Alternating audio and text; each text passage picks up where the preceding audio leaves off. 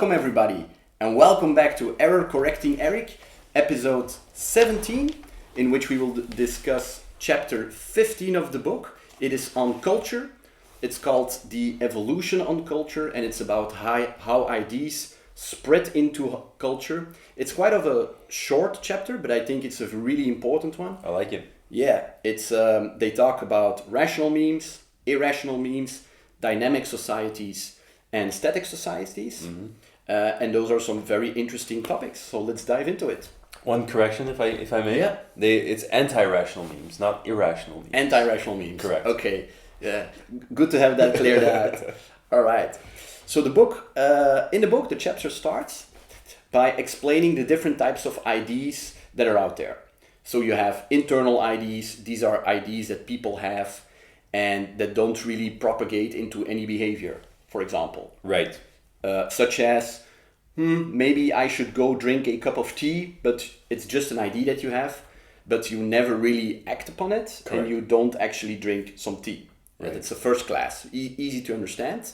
And then we move up a bit and we go to IDs that cause behavior, such as maybe I should drink a cup of tea and I'm actually going to do this. Yeah. And so I'm going to exhibit behavior, I'm going to go downstairs, boil some water, brew the tea and drink tea. So that's the majority of IDs can be classified as either of the first two, no behavioral effect, or only an internal behavioral effect. Correct. Because if nobody would ever see me drink tea, it wouldn't cause anybody else to behave differently. Right. So the meme would not spread. Exactly. Yeah. And we're gonna discuss what we mean with memes and spreading Correct. in a second. And then we have the next level of IDs that are noticed by others and that will cause behavior in others as well. Such as you see me drinking tea and you think to yourself, oh, this is really nice. I want some tea myself. And then you can go on and start drinking tea as well. So that is an ID that spreads and that can propagate and that can copy itself. Correct. Yeah. And then you have the last category of IDs that Deutsch classifies as memes. And those are IDs that have a tendency that they are copied by others. It's an ID that has a tendency to be copied by others and to propagate and to spread to other people as well. And that is what he calls meme. No, he didn't coin the term memes. That's from Dawkins. Yes, from Richard Dawkins. Richard Dawkins, yeah.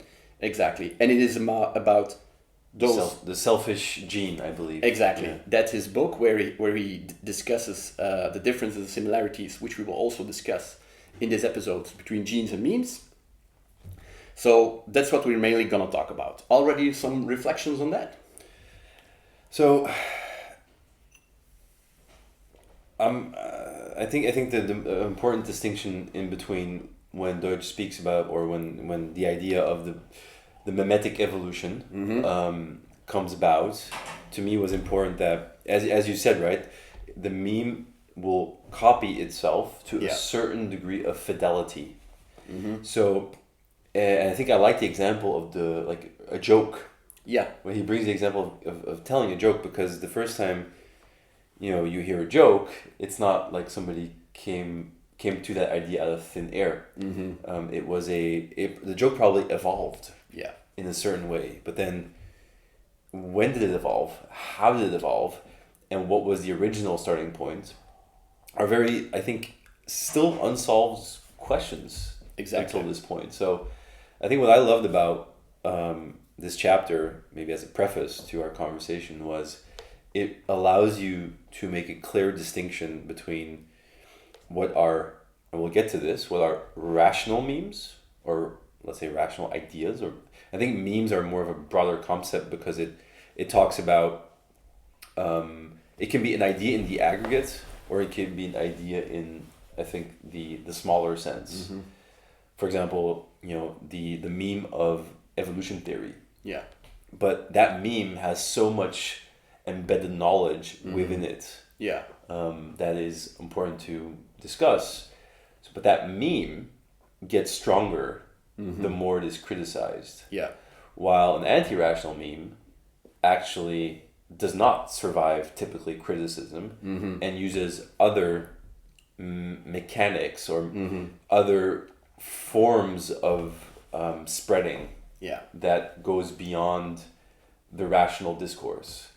So just from a personal perspective, what I found, as many of these chapters are, very enlightening, was my ability in real life, going even from having dinners with friends and family, colleagues, or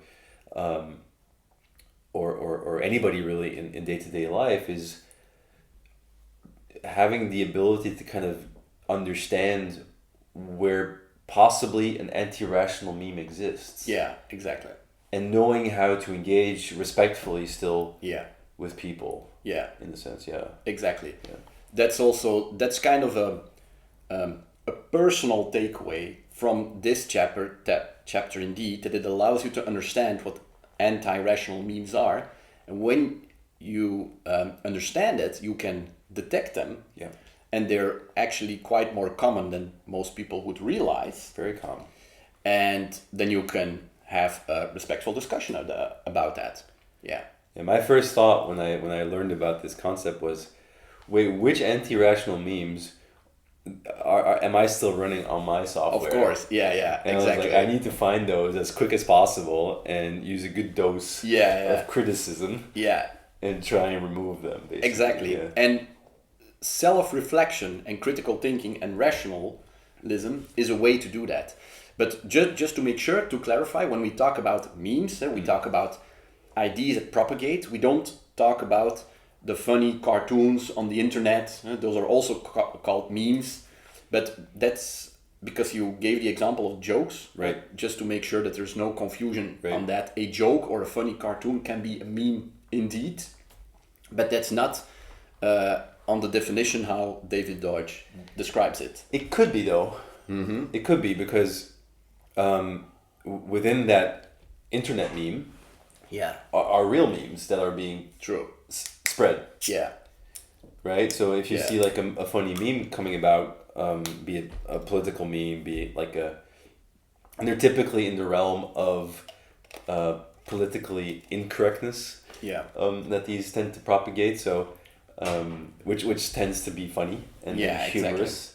Exactly. So I do see them as very much similar. I think actually the internet meme, if we want to call it that way, is the vehicle now through which psychological memes, or maybe that psychological is not the right term here, but through where actual ID memes spread. Yeah, indeed, because it's a joke which reflects on something that is present in our society or in your community. Exactly. Yeah. Instead of me having to tell you about the joke, I now send you the Instagram. Reel or exactly the post, right? Yeah. So and it's not just about that particular jokes. There's more behind it. I think that's what you're trying to say. Well, there's more behind any meme. Mm-hmm. Yeah. I think I think it's just the technical mechanism.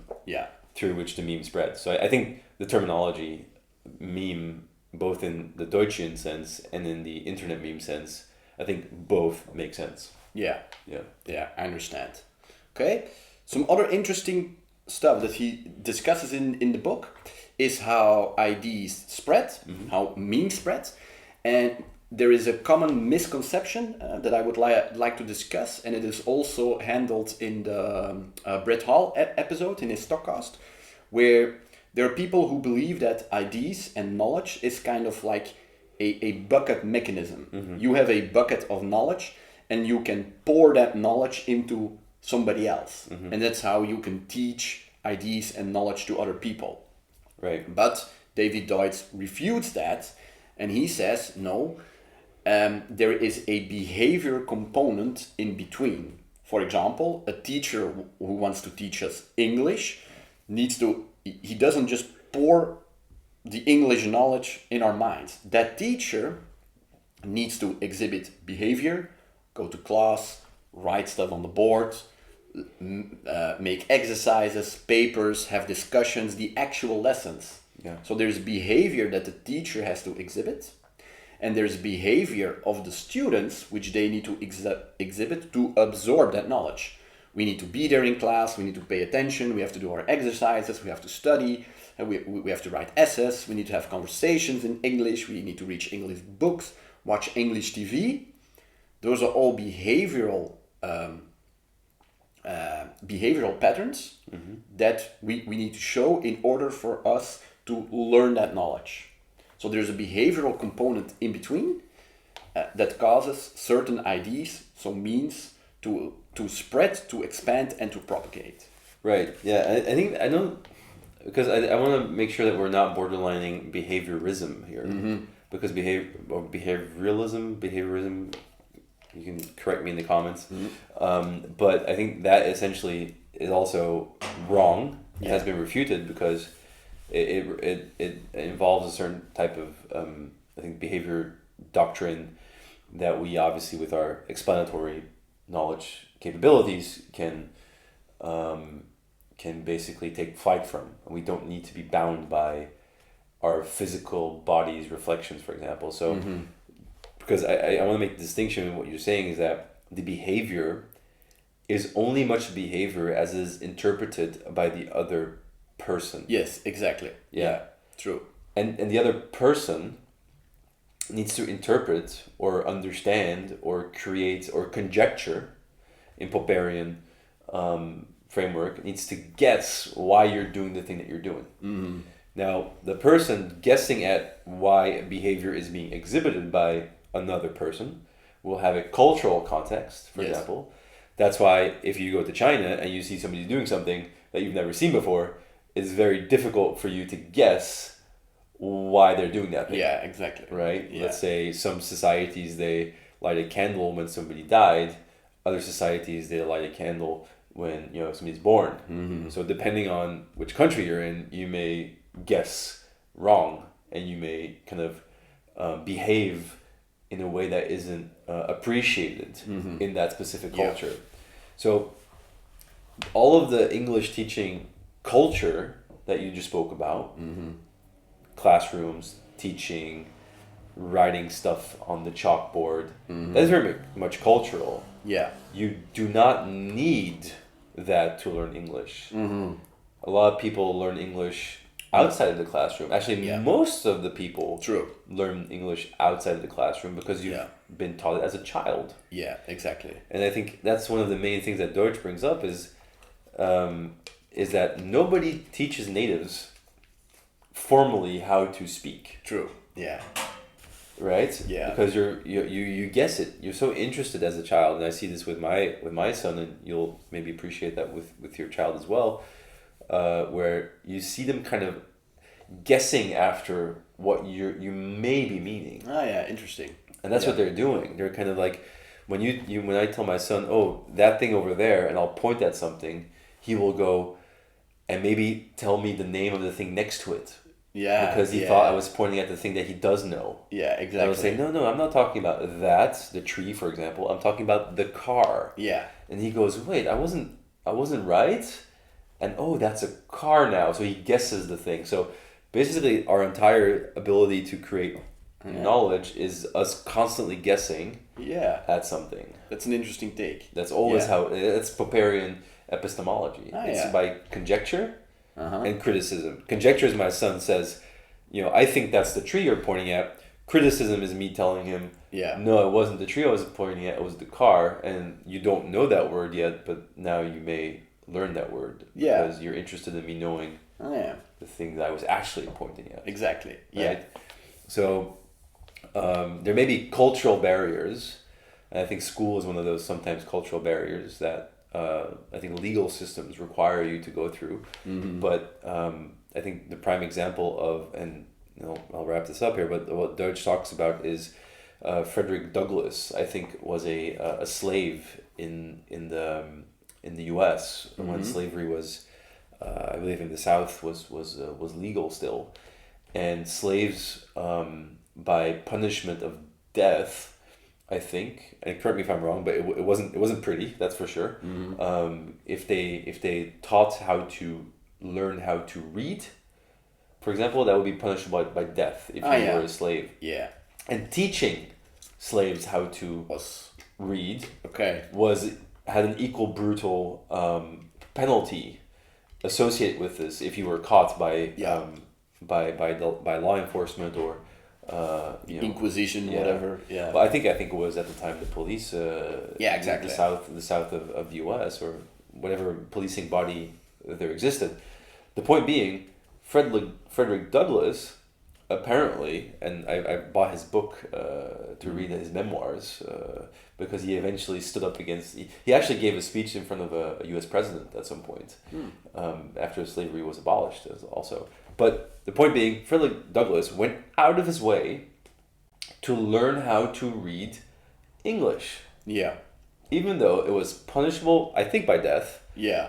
And he had to do it outside of his hours where he was required to do slave labor. Probably 14 hours per day. Slave labor, yeah. Yeah. So he was sleeping almost, I would imagine, nothing, Yeah. sacrificing his life Yeah. to go to read English. Uh-huh. So anybody who tells me that you have to force, Yeah. Yeah. children or people to Yeah. learn to learn anything that they're fundamentally interested in, Exactly. I say no, you don't. Yeah, because indeed. people have literally risked their lives Yeah. to do so. But on that, I agree, and that's an interesting thing.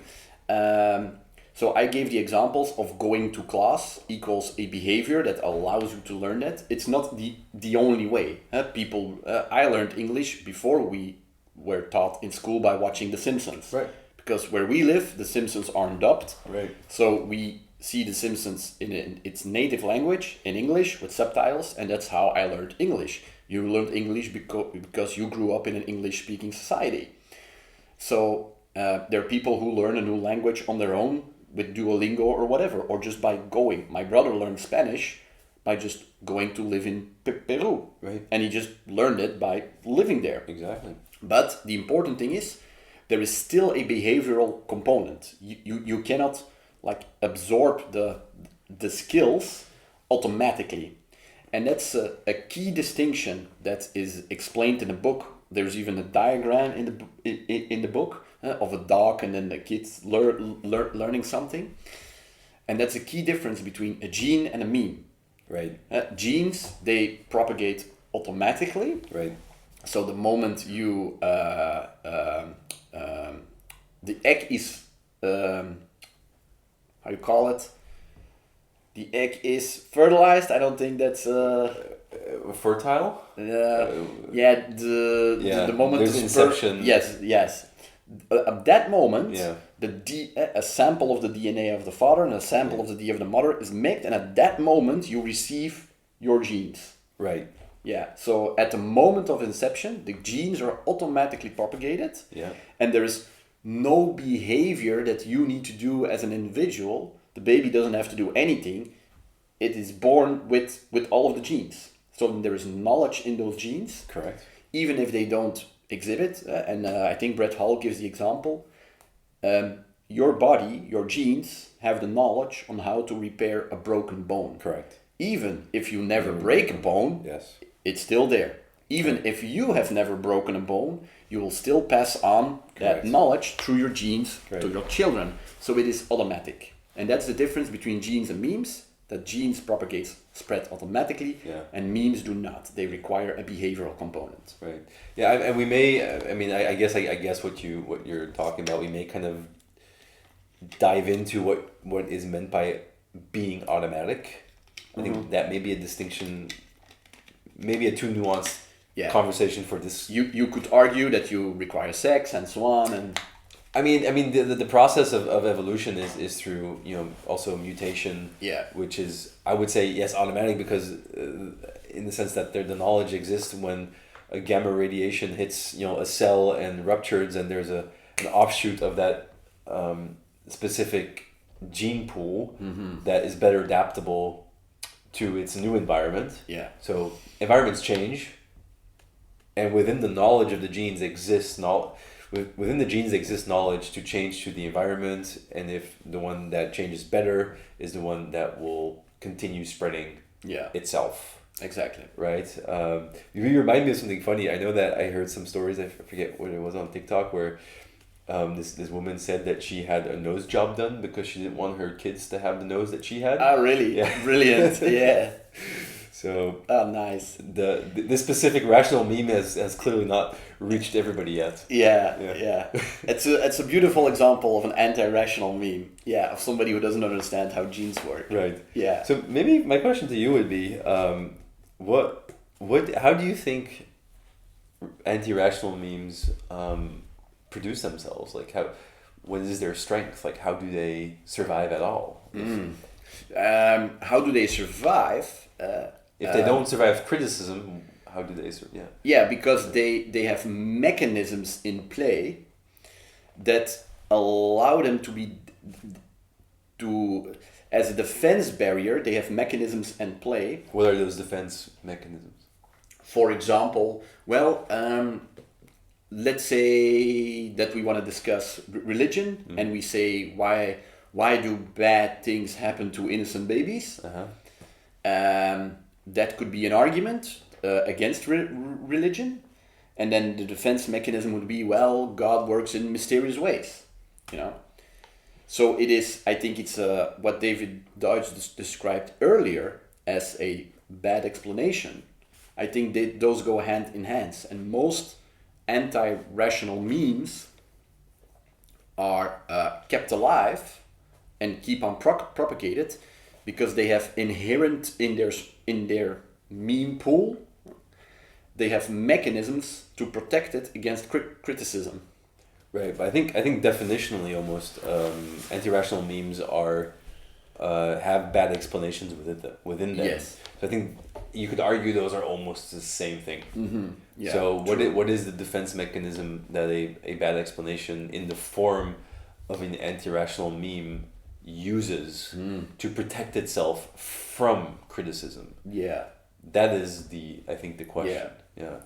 I think also what could be related is that most anti-rational memes are linked to people's belief system, and people's beliefs aren't generally open to be criticized, because that would say that you need to criticize yourself. For example, let's say anti-rational meme, nuclear power is bad, and we should just abolish it. We should stop it. There are, it's not the point to have that discussion on this show, but there are arguments for both sides. But there are a lot of people who automatically believe nuclear equals bad, and thus we need to stop it. And anything that goes against it is not the attack on or a criticism on the ID, but it is a criticism on my personal being, on my personal belief. And I think that is way more difficult to change. Yeah. I think the overlap between ideas and thinking you are your ideas. I think that's what you're talking about, is very powerful because I mean, for the anti-rational meme, very powerful, because any deviation from if you invested so much in an idea that has defined your personhood, that has defined your place in the universe, if you will, your personal belonging, then it will be very psychologically very difficult for you to part ways from that, because you've basically architected, a lot of your life around these ideas and these virtues that you claim are, I guess, virtuous in a sense. But so I think you're touching on something very important there. I think rational memes all equally exist in belief systems. So I don't think saying belief systems is necessarily bad, because I think our belief system of critical rationality is also a belief system. Yeah, true. It is just one that allows criticism. Yes. It is one that actually invites criticism. It is one that loves criticism. Yeah. And that's a clear distinction, because I don't think we have discussed it yet, but according to Deutsch, the main difference between a rational meme and an anti-rational meme is that a rational meme is open to criticism and can evolve through criticism. It gets stronger. Yes, it even gets stronger. Yeah. And that the anti-rational meme is dominated by no criticism, doesn't allow it, and because injecting criticism would destroy it. Correct. Yeah. So I guess that was like I was asking you what your idea was of the mechanics through which an anti-rational memes. Yeah. Because ultimately, what's happening, in my opinion, and I think in the critical rational sense, is that once you have an idea in your brain, and let's say it's an anti-rational meme, and you live in the brain of a person, how do you stop that person from engaging in criticism, right? That's how I look at it. I almost see the anti-rational meme as an agent, and it's the meme is floating around, and whenever the meme is confronted by another person with a rational agent that wants to discuss said idea, then the anti-rational meme cannot, in good faith, engage with said conversation or dialogue or criticism. Yeah, true. So it's got to do a couple of things. It's got to either, and I think you see this often in political debates, it either has to demonize you for some wild thing that you never said. It has to get angry at you. It has to become you become typically emotional. If you cannot defend an idea. No, you can also become emotional because of rational reasons. I'm not saying that. I'm saying classically the anti-rational meme uses I think the trauma of people. So let's say you like social welfare because you once were the beneficiary of social welfare as a child or something. Or your parents actually got a second chance because of social welfare. Then you are going to be pro-social welfare. But if your country goes towards a certain political way that social welfare is actually being abused by people, which is possible that social welfare is abused, it can also do good things.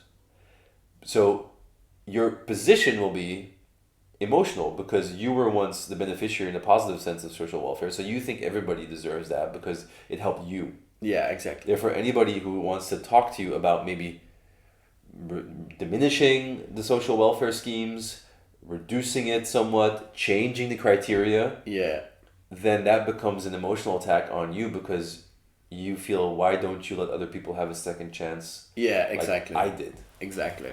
To give one example, there's many, but I think anti-rational memes, they typically, I think they're very they're very attached to traumatic experiences. Or at least to like emotional segments of the brain. Right, which is easier with the trauma because that's the most emotional.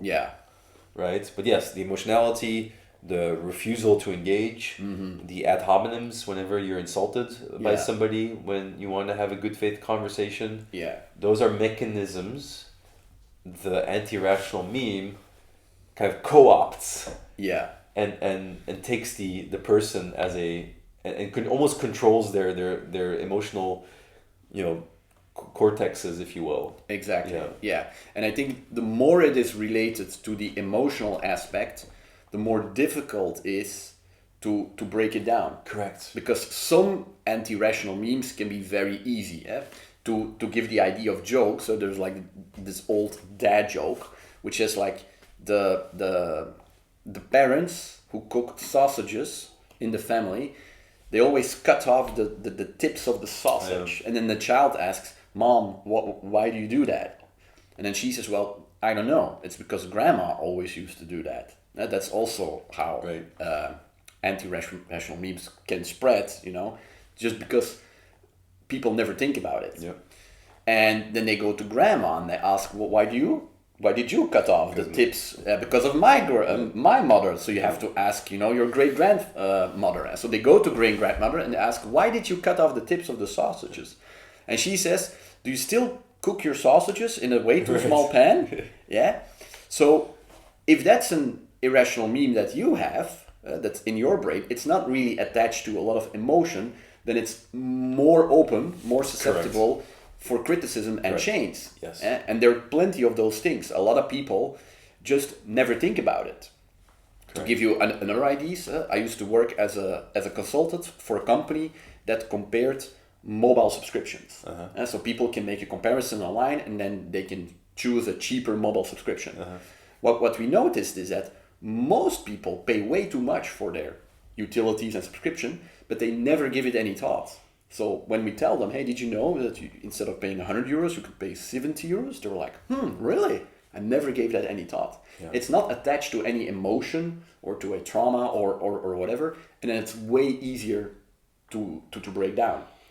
Yeah, I think in that specific case, I mean, I agree with the grandmother sausage pan case. That's very clear. I think on the mobile subscription example, I think it's more tied to new economic realities. Maybe a new provider came on, and nobody's like all the time looking for the best package, right? Yeah. So I think that's also the sales process of a mobile phone operator. They have to have a good sales team that is out there, talking about the benefits of their thing. So I don't think it's anti-rational to have a more expensive phone package. True. Yeah.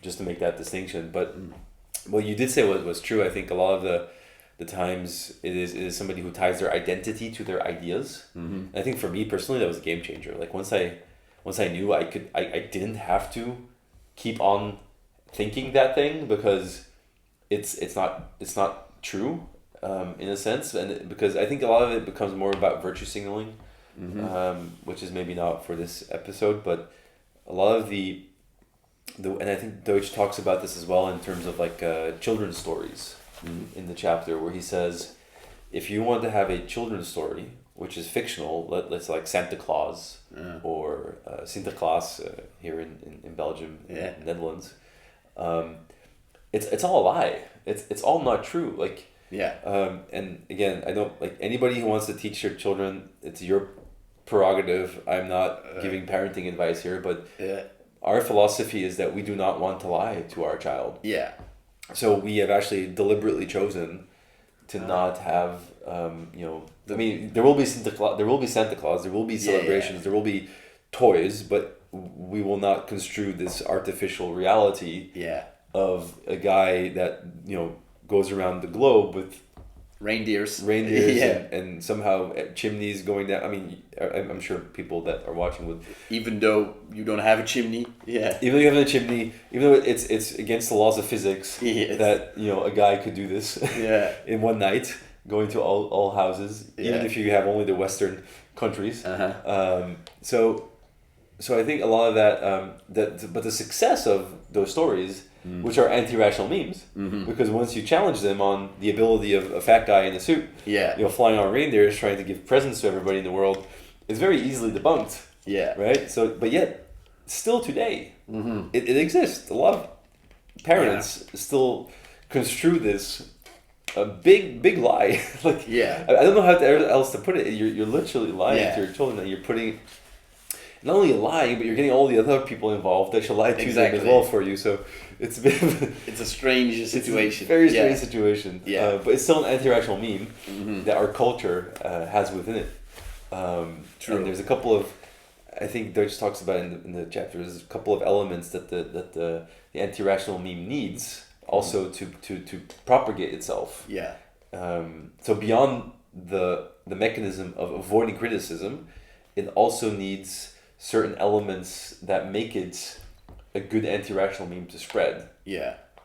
Right? I don't know if you have anything to comment there on. I think it's related to the behavior part. Right. It's related to how any meme spread, that it requires behavior, and anti-rational memes not only have defense mechanisms in play, but also they have systems in play that cause people to behave in a certain way to spread the idea. The same goes for Santa Claus or any other story that you make up, or any other story that has existed through the ages, for example. And I also think that the behavior is also somehow related to the defense mechanism, because changing people's behavior is really difficult. You can change people's ID, but then for people to actually act upon it, for example, you might only take homeopathic medication, and in the back of your mind you're saying, maybe I should go to a normal doctor, but in the end you don't do it. So the behavior part is way more difficult to change than just the ID part. And I think that's an important component as well, for that it allows for the spread, but it also is a root cause of the defense mechanism. And defending against critics equals the continuation of the spreading of the anti-rational meme. Right. Yeah, and then, so what? And I have my own answer for this. What do you think lies on the basis of anti-rational memes? Yeah, that's a good question. Well, I used to think that people like to believe anything, especially children. I think that that's one of the comments of Brett Hall, and that really changed my way of thinking. Because I remember very well when we were in high school, we had to write for Mr. Daams, who was our English and Dutch teacher, the guy with the ponytail. Yeah. We had to write an essay, and one of the essay was, why are so many people religious of something? And I was convinced that I had the perfect answer. I was like, yeah, children are gullible. They will believe whatever you tell them, and if you repeat it enough, people will believe it. Right. And people, and especially children, are afraid of dying and or afraid of going to hell, so they are religious. Easy. That was my 16-year-old argument, and I was convinced back then that I would get straight A on that essay. And then I got it back, graded, and it was like 5 out of 10. It was a little bit shallow. What was his comment? Yeah? I don't think so. Yeah, but I no longer... Now I forget the point that I wanted to make. So where do these anti-rational memes come from? Right. I used to think, well, people are gullible. They'll believe whatever you say then. That's how marketing of candy works, or that's what politicians say on TV, whatever they blurb, people believe. But there are many memes out there that are repeated over and over again, and that people don't adopt, that don't spread. Yeah. And I'm not sure if it's also in a book, but in the Brett Hull podcast, they give the example of teaching people algebra. Right. Yeah. Most people are taught algebra from a young age. There's a lot of energy and effort put into it. Yeah. So they use coercion and compulsion, and even the same tactics as I described for religion, scaring people. Yeah. If you are not good in algebra, you will be a loser in life because you will not get a job. Right. And yet, most people don't know algebra. aren't proficient in algebra. Yeah. And there are a couple of these things. So in I don't know if it's like that across the globe, but where we live, the two main problems are mathematics and French. Yeah. So those are the two problematic. On the cultural perspective, right? Courses in our but why mathematics and why French? Yeah. And why these two and not something else like history or Dutch or German or English? Yeah. That is still a mystery for me, and it is this chapter that make me realize that those scaring tactics, compulsion tactics, that they don't work. So why do certain memes, and I don't think you ever met him, but in first and second high school, we had a classmate who was horrible at French, but he loved the Lord of the Rings, so he was very proficient in speaking Elfish, right? Which is a made up language. Yeah. So because he's very interested in it and he hates French, but then the why, unclear. So I guess my question, I think you're somewhat touching on a little bit of it, but first of all, you're the Dutch English teacher. I think what testing does is testing. It only shows how good the student is as taking tests. Yeah. Because there's no, by definition, I think they use the example of Einstein, for example. If Einstein was taking a class on Newtonian physics and he would fill out his Einsteinian equations, he would be flunked. Yeah, exactly. Right? Yeah. Even though Einstein is more right than Newton. So testing never tests your creativity. Exactly. It only tests how well you think the person that will grade you wants you to answer. Yeah, exactly. Yeah. But until we have a better way of going, I mean, this is more this is tangential, but yeah, I'll leave it at that. But then the anti-rational meme, I guess my question more was, where do you think it originated from? Like let's say the very first Homo, I know which of the Homo sapiens, Homo erectuses was first, but there was a point where we weren't universal explainers, and then there was like the first universal explainer that was born out of the ape-like, out of the Homo erectus sapiens. I think there's a couple that we identified that we know of through archaeological evidence. But you have to, like, this is how I imagine it. Like, you have all these tribes of, like, apes and people apes, whatever. And out of that comes the first universal explainer. Yeah. And basically, obviously, this guy was like, like it's like being on another dimension. Exactly. It's like being LeBron James in basketball and then playing midgets. Like you are so beyond anybody, and you don't even know why, really, because you look around you and you look the same roughly as your mother, as your father, right? But there's something in your brain that's different. You've become the first universal explainer, and we all are descendants of that person. Also in the way that Deutsch defines personhood, as the ability to have explanations. So I guess how I thought about it is the anti-rational meme is a genetic residue. Not really, because it's still mimetic, so it's not genetic, but it is our tribal, because monkeys have memes as well. We know that certain monkeys that have culture. Most monkeys have culture. They have different ways. They have tribes, and they set themselves up in different societies. Depending on which type of monkey, which is a culture.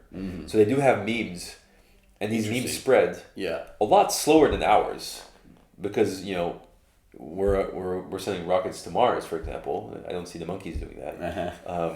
But still, the mimetic evolution within those monkey tribes is still 100,000 times faster than genetic evolution. I see. Right? On the genetic scale, they are able to go from, I would say, using a soft rock to open nuts to a harder rock that is easier. Let's say this monkey sees somebody using a harder rock. It takes so much time for them to work out that it's actually the density of the rock or the weight of the rock that allows you to break the nut quicker. Because you could see, in a cultural sense, if somebody used a different rock, the monkey would come in and say, no, we don't use those rocks here. You need that rock. You can't even use that one, even though it's a better one. Exactly. Right? They would probably kick him or something and say, no, you don't use that one because, right? This one. It's this one. So the memes still evolve throughout monkey tribes, a lot slower than ours, but it's still way faster than genetic speed. Interesting. So I think that anti-rational memes are kind of a leftover of our tribal mimetic ways, where we would signal to each other we're part of the same tribe by the anti-rational meme. I see. Right? Because if I'm cutting my sausages on both sides, and I see you do that as well, we're communal. We're from the same tribe. Exactly. Yeah. That's an interesting take. Yeah, absolutely. So that's my thoughts. Yeah, that's a really good one. There is one more important thing to discuss. We talked about memes versus genes, about rational and anti-rational memes, about how they spread, about the behavior component, where they come from, the defense mechanism, and so on. But there's one more part in the book that David touches upon, and it is memes and anti-rational memes in society. And this kind of relates to, there was a chapter, I think was called The Dream of Socrates, where they discuss Sparta versus Athens or something. And here he describes static societies and dynamic societies, and this is where the importance of this chapter lies, according to me, because some societies are static, meaning that they are anti-progress. They have mechanisms in play to block off progress, to slow it down. So he describes it that they're dominated by anti-rational memes. And you can imagine the European Dark Ages, where there is very little progress, and there were a lot of systems in play to prevent people, not just slaves, but everybody, from reading. Back then, the church was against the letterpress when it was first invented, because they realized that people could spread their own ideas and then could read the Bible on their own. Then they wouldn't need to go to church anymore. Or the memes, Yeah, indeed, exactly. And there are dynamic societies which are dominated by rational memes. Correct. Meaning that they're open and they're actively engaging in criticism, in conjecture, and continuously evolving. And that's an important key distinction, because if you are not a dynamic society, you are by definition a static one, and then it is way more easier to get extinct. And these ancient societies, for example, the ancient Mayans and Aztecs, they didn't have the knowledge on how to adapt and survive through certain droughts. Correct. And they went virtually extinct. Correct. So that's the importance here. It's like the Easter Island statues, for example. Yes. Yeah. Apparently, they thought the more of these statues will make the more will please the gods or something. Yeah. So there's a lot of by definition, any culture that doesn't exist today anymore was static, because it didn't create the right knowledge to sustain itself, and that's why they're not here anymore. Now, our DNA is still here, our humankind is still here, because we can have different cultures, because our brains are very they're universal explainers. Yeah. So I think Deutsch's criteria of optimism, for example, or Popper's criteria of optimism, says that we have a duty to be optimistic, but that doesn't mean we have to be naively optimistic. It doesn't mean because we, in theory or in principle, is I think a better way of putting it, in principle can solve every problem. That doesn't mean we will solve every problem. And I think history kind of speaks for itself. A lot of cultures have, as you said, gone extinct, human cultures. Now, since the Enlightenment, that really has taken a crazy exponential upwards momentum, because I think we've done more in the last 200 years than all of mankind ever in the last 30,000 years. And I think that's how old roughly Homo sapiens are. Although in principle our software is still the same. Exactly. Yeah. Which is wild. So literally for 29,900 years we did basically nothing.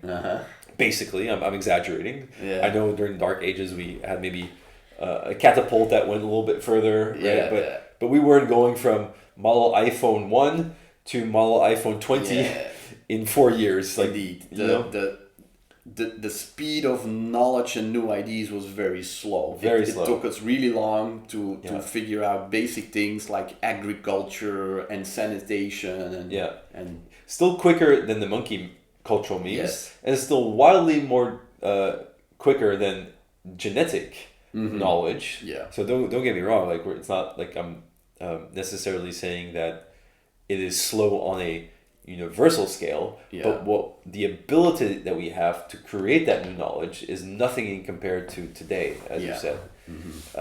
So from a static society perspective, and all those static societies are never really entirely 100% static, because you will always have a little bit of innovation there, a little bit of changes there, especially when situations in the environment changes.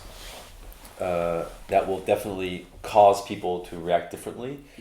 But I think in a static society, you need a lot of mechanisms to stop creativity. So if you go in let's say the Soviet times, the USSR, was it the Gestapo? No, that was they had like that was in Italy, I think. I mean, you always have these like secret police. That have to. It was the KGB in Russia, I think. You have the KGB and other type of policing that has to happen in order for people to stop thinking different ideas. And I think you gave the example of the church, where they were against the printing press because that could allow people to create new ideas. So the infrastructure to stop creativity and the resources needed to do that are so vast and enormous that it almost never succeeds. Yeah. Because you can never perfectly stop, somebody from wanting somebody new or challenging the status quo. Yeah. You can temper it, you can slow it down, but you can never ultimately stop it. Or what could happen is that all the advancements that were made were only allowed or came to be as they benefited the defense mechanism. For example, let's say that in the Middle Ages you invent some new kind of mortar that allows you to build higher buildings. Well, what would they do? They would say, great, so we're going to build bigger churches now, and that's it. Sure, but that was then because that was allowed, for example. But because it benefited the overarching system. It didn't go against. Yeah, and the problem is you'd have to define that criteria based on every culture, right? Because let's say a culture that said, and even the mathematics, like you couldn't think like the number infinity. Yeah. Didn't exist very. It's a quite novel. Yeah, it's quite recent. Because thinking of infinity was thinking of God.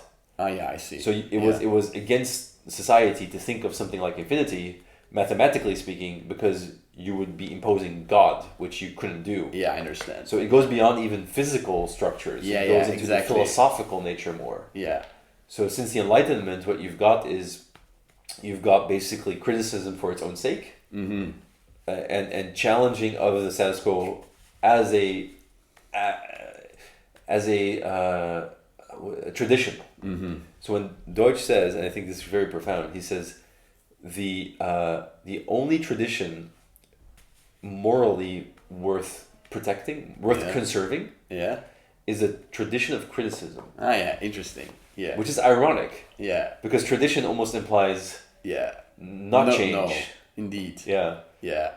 But the only tradition worth having is the one of criticizing things for the sake of progress and change. I see. Interesting. Yeah. Yeah. As long as you have that, as long as you have a mechanism for criticism, there's always progress possible. Yeah, I see. Interesting. Yeah. Yeah. And to give like a practical example on that, and maybe that's like a final note on this chapter, what was for me very profound is that having the knowledge and the criticism in place to work with or to think more about rational memes is basically something, let's call it optimism, because in another chapter we discussed we have a moral obligation to be optimistic, but I also think we have a moral obligation to focus on progress. And the example that they gave, and I think it's also from the Brett Hall podcast, is the anti-rational meme that, for example, nuclear power, fission energy is bad, so we should just abolish it. But and we can have an argument about that, and we can weigh the pros and cons and factor all those in. But an argument that is never factored in, it is that if we focus on nuclear energy, it is today the most efficient form of energy creation, which allows us to make the most progress as a society. So the more progress we can make, also the faster we can find a new solution that is better than fission energy. And that's a bit of the point. So people went from burning wood to burning coal to generating electricity with steam turbines, and nuclear energy still does the same. So you have a nuclear reaction and it generates heat that turns water into steam and it turns turbines. But if we want to artificially slow that down, then we are going to have to revert to less efficient ways. We're going to need to put in more resources, more time, more energy, for example, into solar and into wind, which are great, but today they're just not as efficient as nuclear energy, which entails that our progress as a society will slow down. Correct. And we already have the next thing. We have cold fusion is the next thing going on, which has huge benefits without all of the downsides of nuclear. Yeah. So we should always strive towards the fastest progress, because that allows us to progress as a whole, as if that makes sense.